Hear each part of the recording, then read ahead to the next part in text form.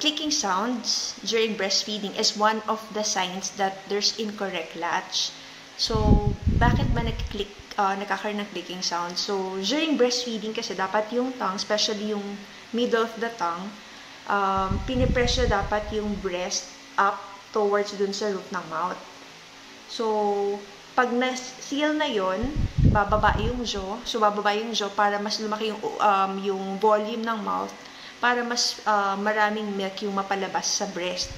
So, kung hindi nasusustain ng tongue, na nakataas siya during breastfeeding, ibig sabihin bumabagsak siya, parang yun yung nagkukos ng click.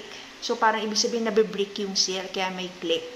So, ano ba yung nagkukos ng parang clicking sounds? Pwedeng may parang tension around, dun sa muscles around the tongue. Parang mahina siya to sustain na nakataas yung tongue.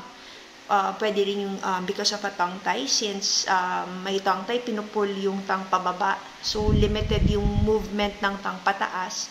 So, hindi rin niya masustain na nakataas yung tongue during breastfeeding.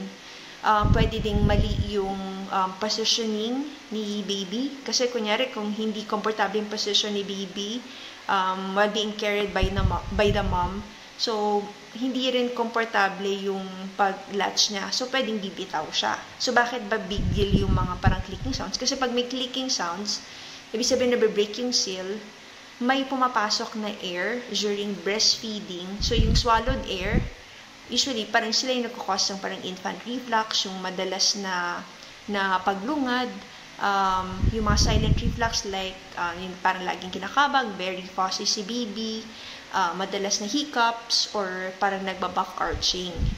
So, kapag hindi rin walang seal doon sa breast, hindi rin syempre efficient yung milk, yung pag-drain ng milk from the breast. So, parang causing low milk supply later on. So, paano ba mawawala yung parang clicking sounds? So, make sure that the baby is positioned well, yung chest to chest, tummy to tummy. Tapos, make sure yung buka ng bibig niya parang mas malaki before latching dun sa breast. And last, pag hindi pa rin mag-improve, have it checked by a lactation specialist para makikita ma-assess yung mouth ni baby and your breastfeeding kung saan may problema.